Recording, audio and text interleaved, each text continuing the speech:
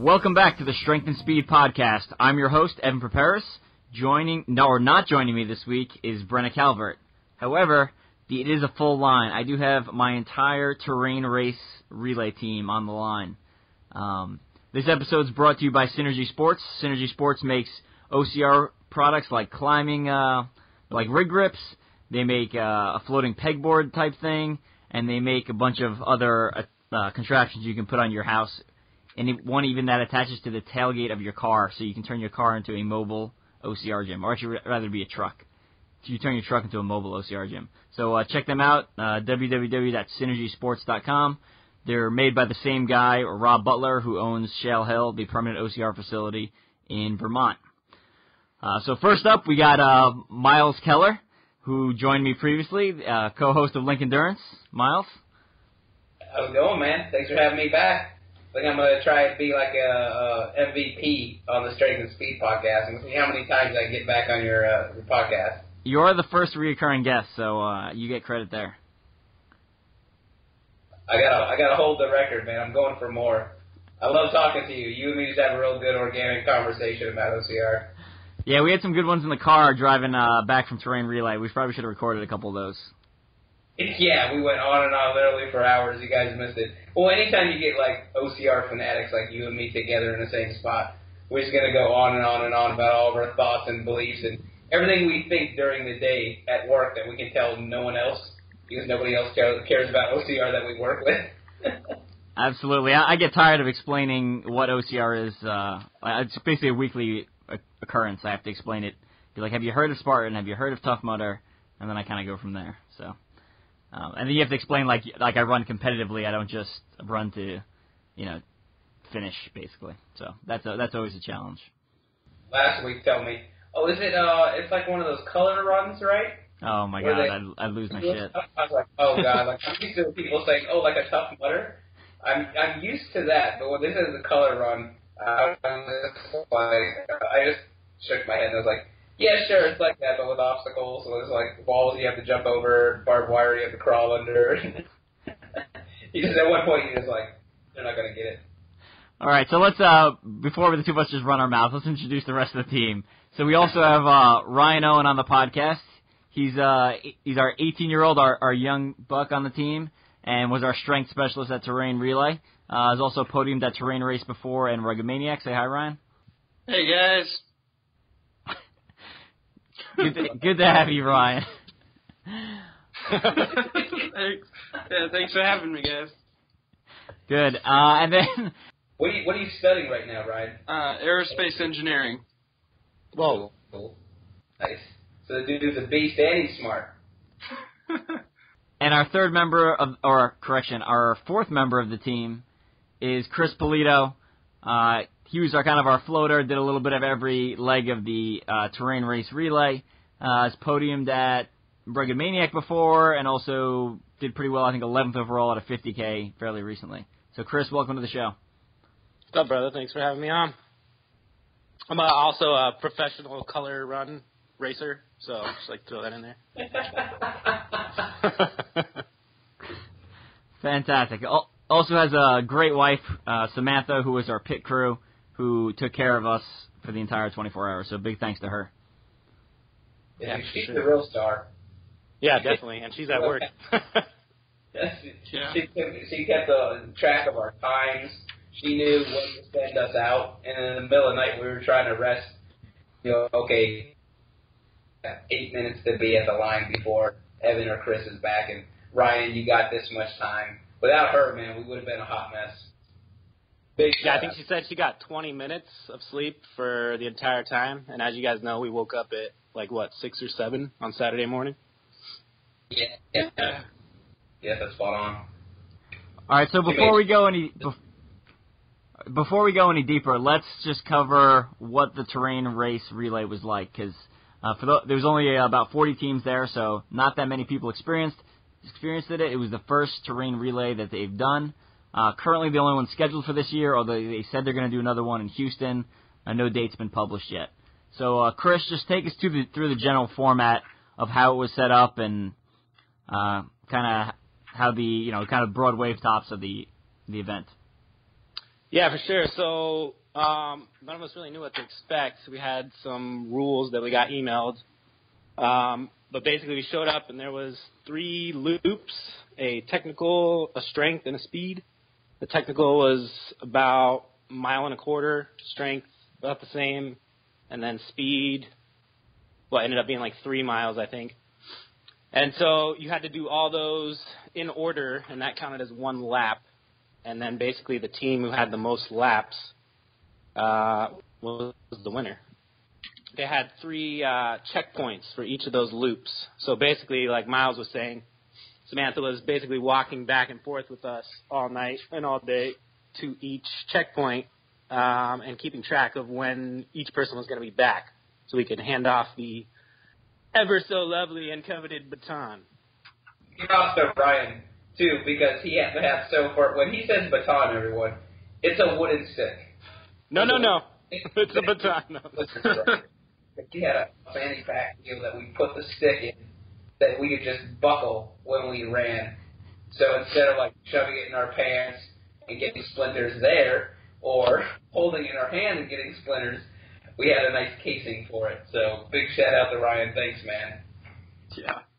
So, it wasn't a fanny pack. This isn't like 1980. I don't have like loose change and keys in there. It's a spy belt, right? It's an expandable pouch that's made for endurance running. Although the size of the baton really like stretched the limits of the spy belt. Like I think we actually ripped it on one corner. But very unusual timing method. I was expecting more of like a triathlon, like the Velcro bracelet or anklet you would wear for triathlon. But they used a baton. I thought it was going to be kind of a pain in the ass. I think for us it ended up not being a big deal because we had that spy belt that we could exchange it with. But I know some of the teams used rope, or some people probably carried it. I don't know, but yeah. Yeah, it worked out well actually with that belt. I think so. What was kind of interesting was there's different strategy. So you had 4 people in 3 different loops. So you could change out every loop, or you could have one person run all 3 loops and then change out. You could really like any combination possible. I think what we did that was a little bit different was we primarily had the same person run each loop. So like each of us did this essentially the same loop over and over again, and then Chris was kind of our floater who did a little bit of everything. So we'll take you through each loop real quick, and then we'll kind of move on into some other general experiences about the rates. So we ran the first speed loop as a group, and then we passed it off to Miles, and Miles did the technical. So Miles, kind of take us through what you experienced on the technical loop. Yeah, so I love the technical loop, and I want to start off by saying that I loved our strategy on it because what ended up happening was you were watching your own time on your own loop because you're doing that loop over and over again, and we started competing against ourselves. We were trying to beat our time, and in the middle of the night, we all kind of started lighting up and started running negative splits. It was fantastic.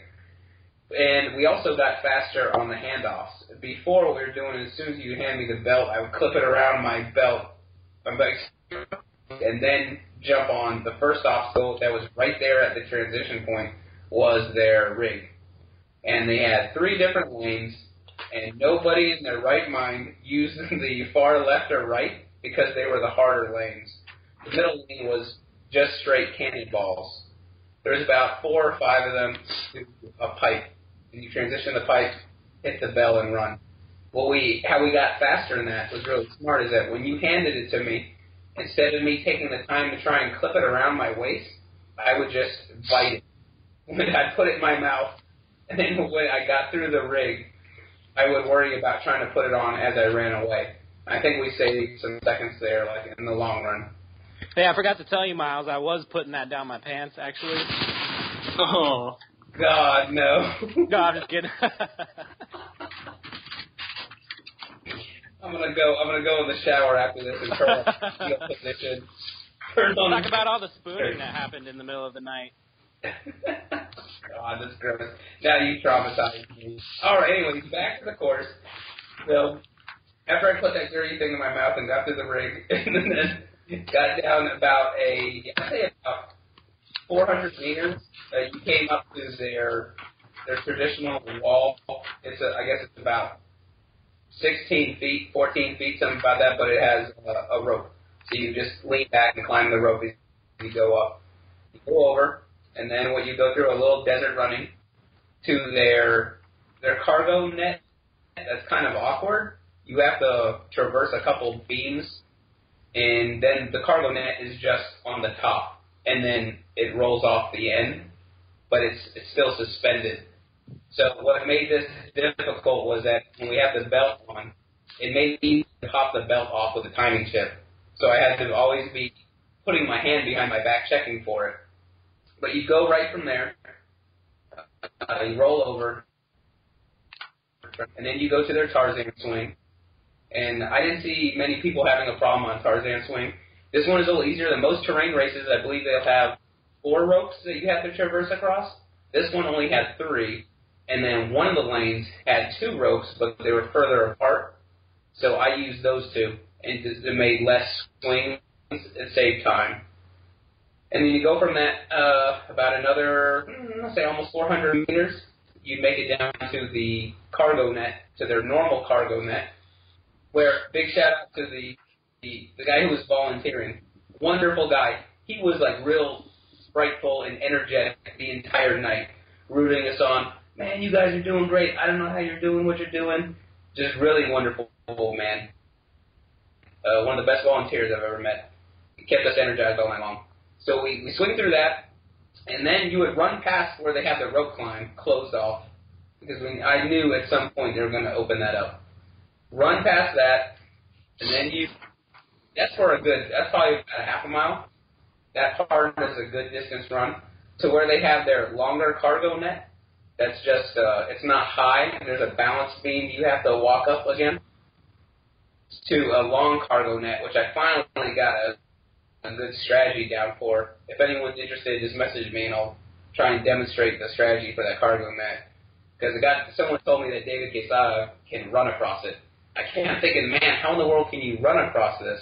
And then I figured it out. And that ended up saving a lot of time, too. Anyways, once you traverse against that, there's a pole you have to slide down.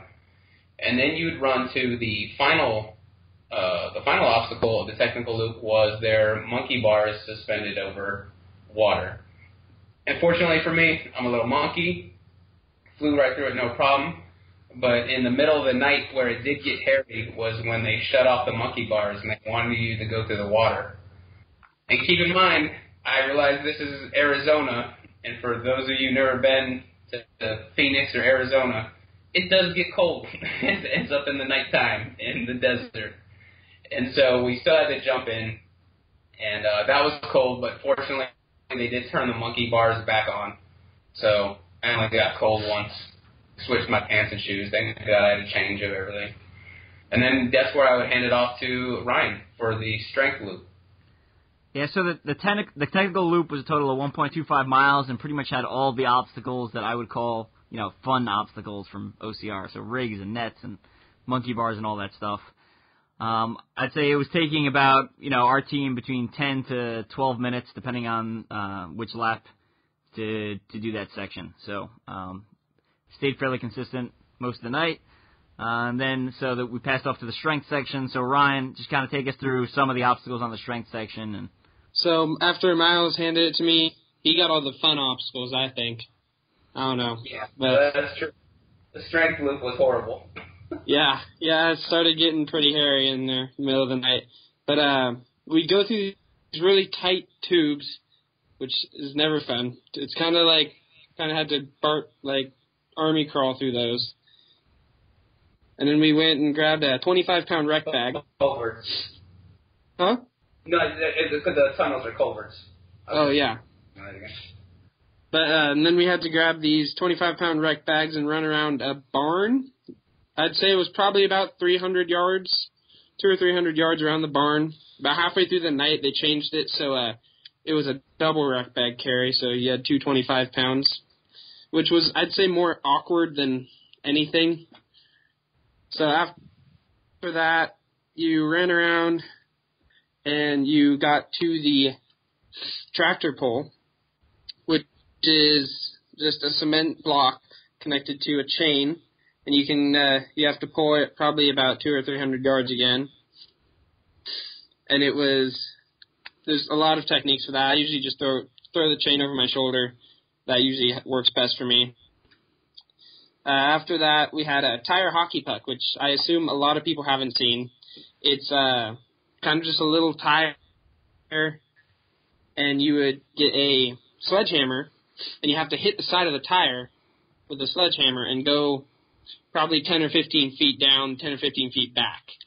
So it's just got to pound on that and work that one out. It takes a while, but, After that, we had a sandbag carry, and they were at a rodeo ground kind of thing. So there were bleachers, and you'd have to go up and down both sides of the bleachers. And that definitely got not as fun during the night. And then after that, we had to do 10 cinder block burpees, which I believe it was originally 20, but somehow in the first lap it ended up 10, which was super nice. Yeah, I think the A team, the first team through, only did 10, and then they were like, oh, well, if he did 10, I guess everyone else just do 10, which I think worked out in the favor of everyone.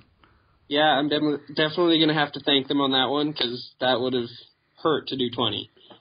But, so after the cinder block burpees, we had a yoke, which is kind of like, it's a bar that you would put across your back, and on either side of the bar there would be chains, and they were connected to a tire on either side. So you'd have to throw that on your back, and I think that was probably about 200 or 300 yards again. That one, it rubs a lot on your shoulders, so actually, after a couple laps, I put some KT tape on it, on my shoulders, and that helped a lot with the rubbing. And after that, we had a tire pull and retrieve, and that was it. Then I handed it off to Evan, usually, for the speed lap.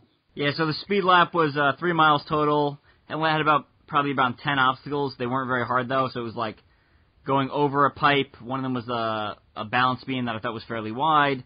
There's a couple of low kind of to medium-sized walls in the middle, and then the very end actually had 3 walls, so a low, a medium, and a tall wall right before the low crawl to the finish line. Oh, there was another low crawl in the middle of the course too. But the first mile was just straight up running, so I would get to my kind of my cruising aerobic pace during that, and then just kind of fly through the obstacles. So it didn't slow me down that much. So I would kind of take me around 21 to 25 minutes depending on the time of day, and they also modified the course in the middle of the night. So there was one. They're calling it a hill, but I would call it, so I'm not from Phoenix, I'm from Tennessee, or I live in Tennessee, so I would call it a big pile of dirt. But they kept calling it a hill in the middle of the course, and they actually closed that for part of the night. But Ryan's section took about 22 minutes, and my section, again, around the same, 21 to 24. So total, we were running, as a team, running about 53, 54-minute laps. So that can kind of give you an idea how much we were actually resting between legs. And then our strategy was pretty simple, right? You run, you finish your leg, and you go back and eat something immediately afterwards, right? Because your body is hyper receptive to refilling glycogen and stuff like that. So you eat something immediately afterwards, and then stay off your feet and try to lay down, maybe get a nap, depending on the time of day. Yeah, staying on top of the hydration and the glycogen, eating fueling, and the rehydrating was a huge deal. I think we all did really good on staying on top of that. Like you said, As soon as we got back, boom, I'm downing electrolytes. I'm in better tune with my body, so I knew I need a half a sandwich, or maybe this time I need a whole sandwich. Maybe I'll have a protein shake this time. And none of us really cramped up or had any of those problems throughout the night because we had such a good strategy and such great help, especially from Samantha.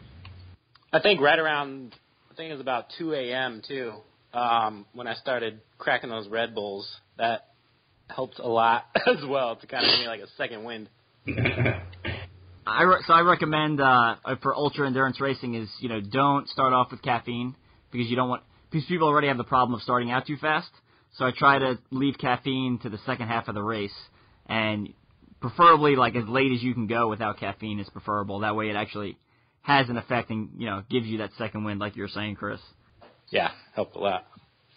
But if you look at the results, we actually stayed pretty consistent through most of the race. We ended up doing 26 laps total. The winner did 27, so we came in second. And our times were... Yeah, at nighttime we came within 6 minutes of catching them, and then they eventually got their second win too. But they saw us starting to gain ground on them, and they really pushed it into overdrive. We should shout out the competition, man. The guys who beat us. Renee Armenta, Eric Acuna, Mike Marasan, and Sean Rogers, man, the A-team. Big props to those guys. What amazing athletes. Good dudes, too. Sean Rogers is doing an 18-minute 5K for the speed part at nighttime, which is absolutely mind-boggling considering the terrain. And then, of course, in the third place position was Lachey Marks. He's a big terrain guy. He actually MCs for him and his group, the Phoenix Revolution. I'm sorry to the other guys, I forget their names, but they're wonderful people as well. But I'm sorry, go ahead, Evan. Yeah, they were a very good competition, very good team, and like Miles said, we kept closing that gap. And then every time I'd be like, oh yeah, we're gonna keep closing, and we're gonna pass them on the next in 2 laps. They would pull away, and then we'd close the gap, and then they'd pull away, and then so it was back and forth. So it was really great that they kept pushing us all the way to around hour 20, and then at hour 20 we kind of started slowing down as a team, and they started pulling away. Their lead went from like 15 minutes up to 30-ish, and then they kind of stayed 30 to 40 until the end. Until we made the decision, we knew we probably weren't going to catch him at that point, but we still wanted to see him suffer. So we kept pushing. I don't think they were too happy about that. So at the 20-hour mark, we were three laps ahead of the third place team. So we essentially had second lockdown. There's no way they could catch us based off their pace. And we knew we weren't going to catch first because we were slowing down a lot faster than they were slowing down. So we, it's a 24-hour race, so we could have called it, but we just said we're just going to stay on the course and make them keep running. So I'm sure they were not pleased about it at the time, but in hindsight, I think it's more fun to go for 24 hours. Oh, those guys love the competition. They love it. Yeah, no, it was. So what I did like about what I liked about the race is I love that relay format. I've never been that attracted to World's Toughest Mudder because of the constant 24-hour running. I really like the relay. The relay format was so much more manageable, and it wasn't as painful because you could rehydrate and you could refuel. When you look at races like WTM, you have, how much time would you say you have in the pit at WTM? Maybe 1 minute, maybe just a couple minutes, Evan? I mean, it depends on your strategy. I barely go into the pit. Like, I essentially walk in, grab my stuff, and keep walking. So the only time I actually go into the pit for longer than like a minute is if I'm changing into a wetsuit or changing out of a wetsuit. So Evan and Ryan, you guys have both done World's Toughest. I'm curious, now that you've done both of these, what do you think's more difficult? The constant by yourself 24 hours of World's Toughest, or the relay style, but you're kind of pushing harder on each loop that you do, right? Since you do get that rest? Well, personally, I'd say that World's Toughest Mudder is worse. I don't know about you guys, but at like 1 or 2 in the morning, when I was laying down, I didn't want to get up, did not want to get up, but you guys were there, and I was like, well, I can't just kind of bail on them. So, I got up every time and was like, all right, let's go. But at World's Toughest Mudder, I feel like that is a much stronger urge to just kind of stop for a while, stop a little longer, walk a couple more steps. And like you said, it's constant, so it's not, you don't got a team to kind of break it up. So yeah, I'd say World's Toughest Mudder is probably harder for me personally. I mean, I'd say some aspects of World's Toughest are harder, and then other aspects of the relay format are harder. So, for me personally, like, I like World's Toughest because I go at my own pace, and I keep going until I basically can't go anymore. So it's definitely more stress on the body. Like, I'm a complete mess after World's Toughest Mudder. Like, I have trouble walking for several days. And terrain, I was fine. Essentially, 2 days later, I went for a run, which I can't do after World's Toughest. But the hard part about terrain was that stop and go, like you said, Chris. So you're constantly having to, like, amp yourself up and then power down, and then amp yourself up and power. So it's like, yeah. So like mentally, I guess mentally World's Toughest is still harder, but like, I don't know, I'm not used to the constant power up and power down. So I kind of liked World's Toughest better because I only have to turn myself on. That sounds weird. I only have to like, say it's go time essentially once, and then I just keep going. But it was fun that it's the kind of the best of both worlds, where you get that long endurance because you have to run so many miles over the course of a day, but then you also have to maintain a hard pace. So like every time I'm going out, like I was pushing it, and I think having you guys there helps me push it because, again, like Ryan said, I'm not going to let the team down. So I know there's external peer pressure to perform, and I think that helps push me to a little higher level. I think essentially it's like 24 hours of intervals. Exactly. So to me, that was like because you're pushing every time you go out there. But I agree, having not only our team, but just the people around the other camps. I mean, we had a lot of people. Ryan's dad was helping us out, bringing us supplies. All that helped a lot, too, just have other people there. Yeah, I think that mental aspect is a big point. None of us want to let down our buddies, right? That's a big deal, no matter how much you're hurting. And I'd say Ryan probably had it the hardest, man. That strength loop. I tried the strength loop at nighttime, and I was by far the slowest of us on it. It beat me up pretty well. I went the wrong way one time. I got lost because I didn't know which way to go in the middle of the night. And I knew, hey, I felt bad because as much as I just want to keep doing the technical loop and keep trying to beat my time, I know Ryan was hurting. I felt bad because he's done it so many times over and over. And you don't want to let your buddies down. So there's that mental aspect of it that I think is really fascinating, that you don't, that factor is not there. Or I should say that variable is not in the equation for the World's Toughest Mudder. And for me, too, it was nice to kind of switch it up in the middle of the night because Miles was just destroying the technical loop, and Evan was cruising on the speed loop, and Ryan was just a beast. Right. But for me, I kind of got bored with the speed loop and was happy to switch up to the strength loop, but it was rough after many times of doing that. Oh, yeah, I definitely got bored in the speed loop, too. I was like, I wanted to switch, but again, for our team, it made sense the way we were doing it. So, like, I think if you took this strategy and moved it to a different team, it wouldn't work as well. I think it. I agree. I think it depends on what team and who you have, because I'm pretty sure all top three teams had a different strategy.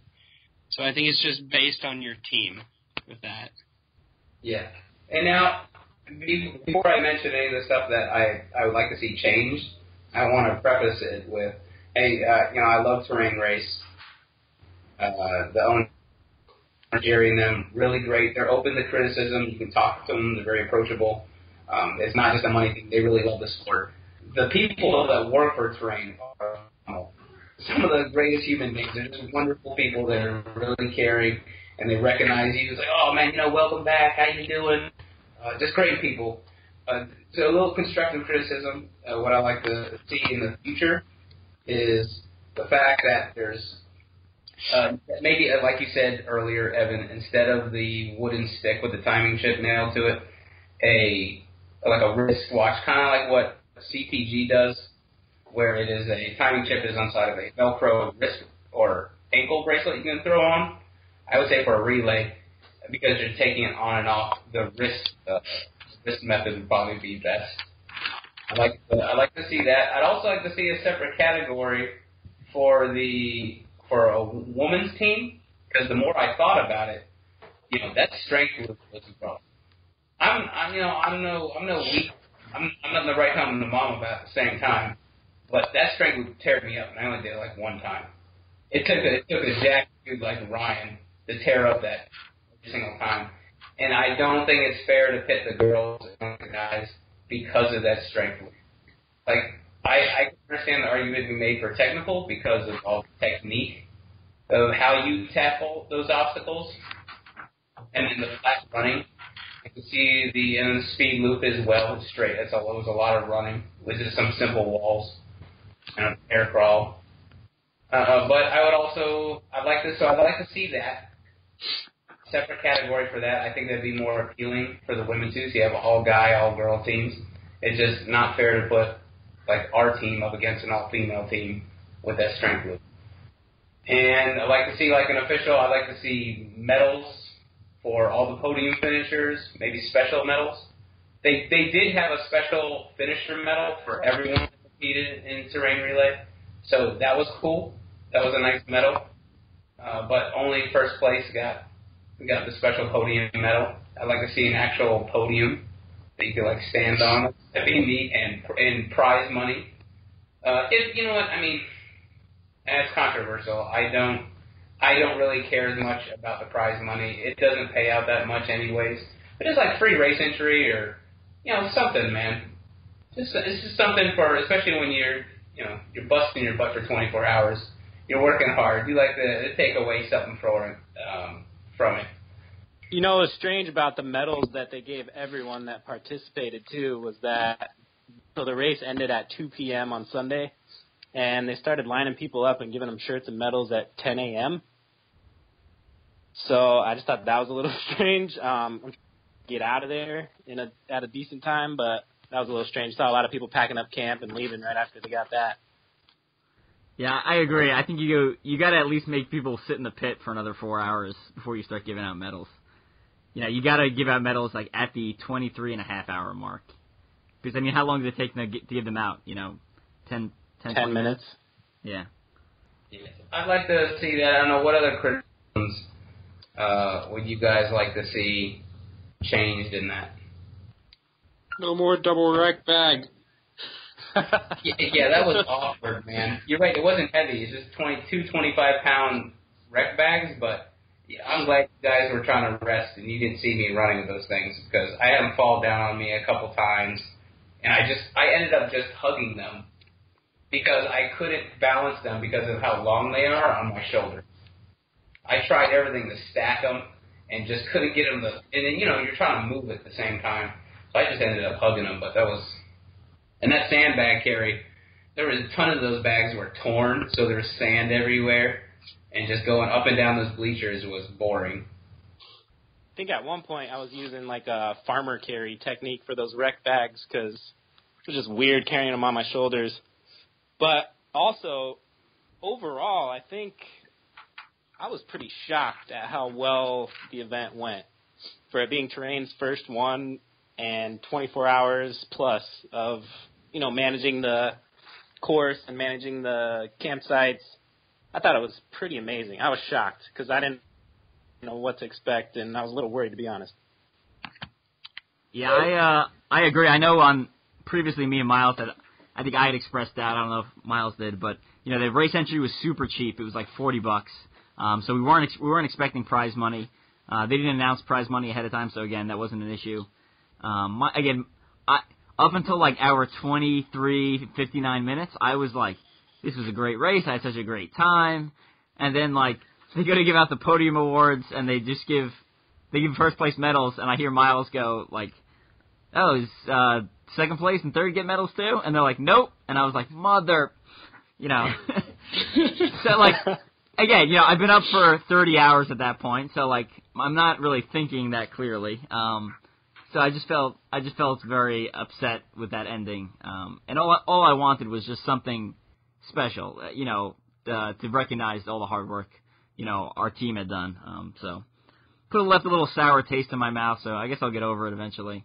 But yeah, that's my only complaint. Otherwise, I thought the event overall just went really smoothly, like Chris said.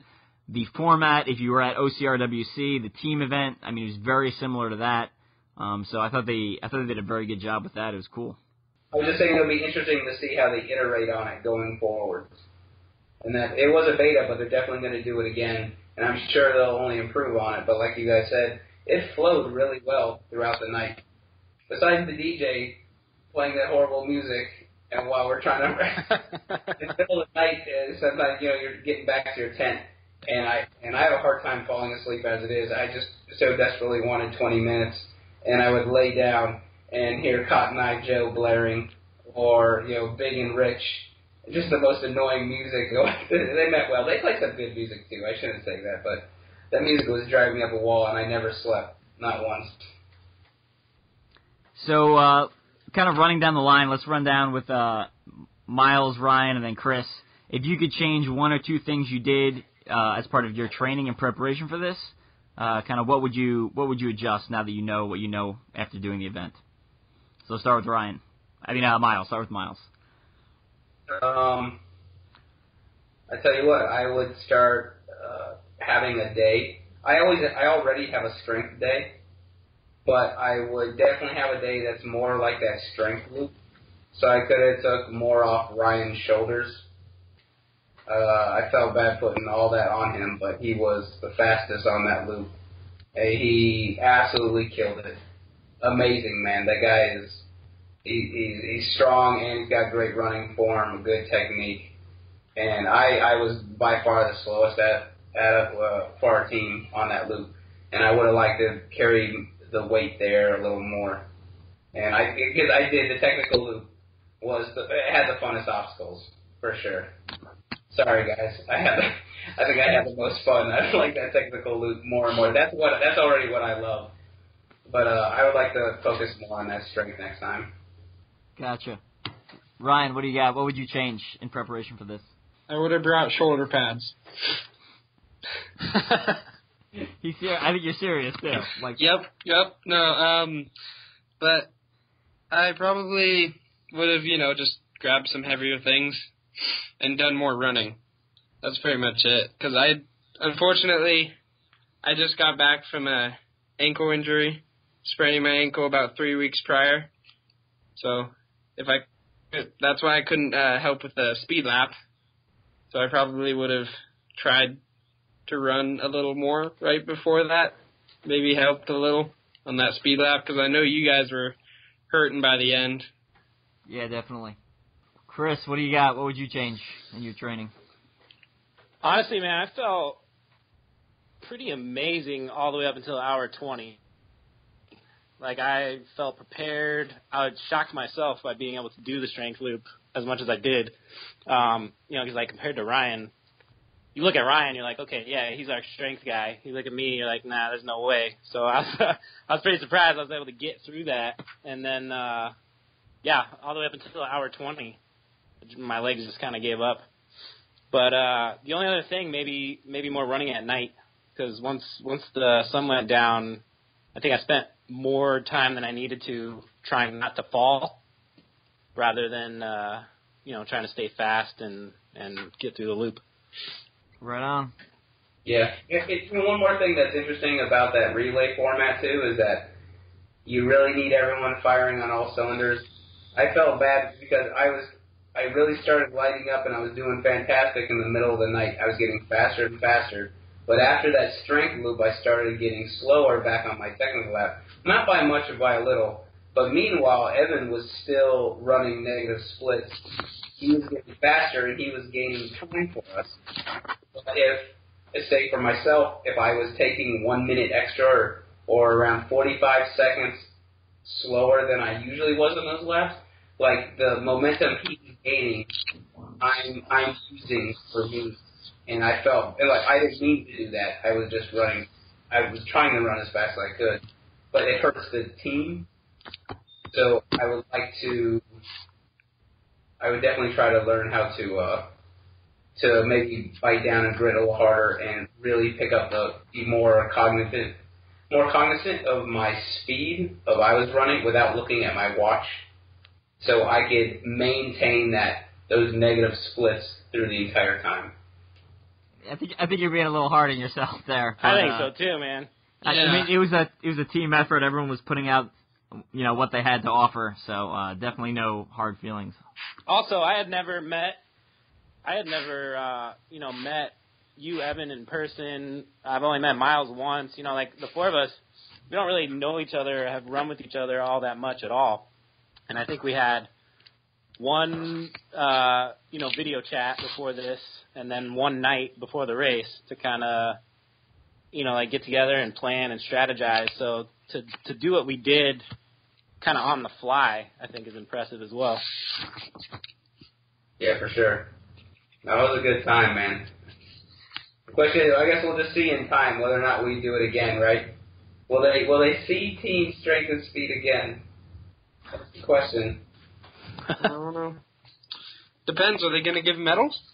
Yeah. Or we could go back and get a free race entry if we just did the Instagram contest.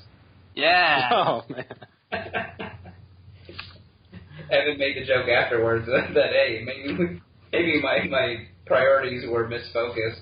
I should just concentrated on Instagram. At least I would have came away with a prize. Yeah, I was a little grumpy afterwards. But I think the A team was also a little grumpy. So, Oh yeah, it was a good race though, man. I enjoyed it. It was fantastic, and thanks to you guys for putting up with me and being on the same team. That was you guys were great teammates, and like Chris said, we having that camaraderie, that friendship, and the great teamwork that we did makes a huge difference, because there were people that were like arguing with each other. That's only innate to the human disposition, right? Being stuck in a tent with four people for 24 hours, some people are going to argue, right? Yeah, if anything, I had a great time, man. To be honest, that's what I came away with more than anything. Yeah, me too. Yep. Yeah, I was very glad I flew out for the race. Yeah, I flew in Friday night I landed at 9 p.m. Woke up the next morning, raced for 24 hours, and then pretty much got back on a plane. So I think I added it up. I was actually racing for longer than I was in Phoenix, not at the airport. I think it was 24 hours versus 23 or something when I added up the actual split there. And then of course I got my in preparation for World's Toughest Mudder, I got my cheat meal there, In-N-Out burger. So I did that for my post race meal, and then fell to nauseous afterwards because I ate too much. All you had was 2 burgers. It wasn't that much. I didn't even finish the second burger. I ordered it because I thought I wanted it, and then I ate half of it, and I was like, that was a bad idea. I didn't have my cheat meal until 2 days later. I had Chick-fil-A. I'm confessing right now, everyone. I did it. I had a number 512 count with a large sweet tea. It was fantastic. # sorry, not sorry. Brian, Chris, did you guys get anything good after the race? You treat yourself or no? I got Panda Express. There's a bad one for you. Yeah, I was actually, while Miles and Evan were laughing it up and getting their cheat meal, I was waiting for them to bring me my burger. So, but yeah, I got In-N-Out too. Yes, but overall, it was great, man, and I'm interested to see how many more people show up. There was a good amount of, there was 45 teams, between 40 and 45 teams. I'll be interested to see, just from the business perspective, because right now this is the only relay format other than OCR World Championships that I'm aware of currently. Let's see, this helps expand their business. I believe they're bringing it to Houston next, which I imagine it would be next year, because they already did a race in Houston about a month and a half back.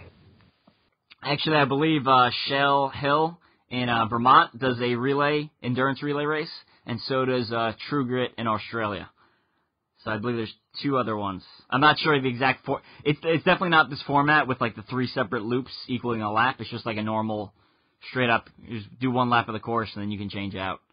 So this is definitely unique in their style, but not the only ultra endurance relay. Yeah, I think this is more manageable. And you know what's also that goes alongside with it being more manageable is it's less chances for injury. You know what I mean? I think you can have a lot higher rate of injury when it comes to WTM. Oh yeah, absolutely. All right, I think we kind of ran our mouths for long enough. Before we take off, let's kind of run down the list, and if any of you guys want to give a shout out to anyone, make sure either people or companies, we'll kind of go through that list. So Miles, anyone you want to give a shout out to before we take off? Yeah, man, Link Endurance. Guys, check out our podcast, the Link Endurance Podcast. Right now we're interviewing pro athletes from all around the world. We're doing Karen Carlson from Sweden tomorrow. And it's really fascinating to kind of learn about what OCR scene is all around the world and not just in our bubble. Some really fascinating things you can learn from that. And then, of course, Obstacle Warriors. North Texas, the best ninja gym around is Obstacle Warriors. Come, we do OCR classes there, and we have a blast. People love it. So, yeah, thank you. That's about it. And by the time this is released, that tomorrow will probably be like a week and a half ago. So just a heads up on that. So you may have to scroll back a couple episodes for Link Endurance. Ryan, anyone you want to give a shout out to? Yeah, Phoenix Evolution. I train with them all the time, and they did awesome. You know, we kind of chase the A-team a lot, but we're also being chased by Phoenix Evolution, so I think they pushed our pace quite a bit, too. Yeah, you shout out a couple of those guys, Ryan. Besides that, I mentioned Lachey Marks. What were the other guys' names on his team? Do you know? I think it was Lachey Marks, and there was Bobby, John, and Jesse. I don't know all of their last names. I'm sorry. Were they hurt that you trained with them and then you switched teams for the race? I don't know. Feelings there? I don't know. I mean, I think when they first announced the train relay, everyone just kind of hopped on a team as fast as they could and made teams. So, I mean, I was on your team and they asked, and I was like, sorry. I don't think they were too hurt. They got third, so. Chris, what do you got? I just want to shout out Yancey Camp and specifically Miguel Medina for kind of prepping me for these long endurance events. And then also Until Life Makes Sense. This is a pretty sweet clothing brand, pretty new, great message. UntilLifeMakesSense.com. That's it. Cool, and for companies, I'm going to give a shout-out to dryrobe because that was my favorite thing at Terrain Race because every lap I'd finish and I'd start cooling down, I'd throw that bad boy on, and it would keep me warm, and then right before I started running, I would literally drop it on the ground, and Samantha would pick it up. Oh, those were the real winners.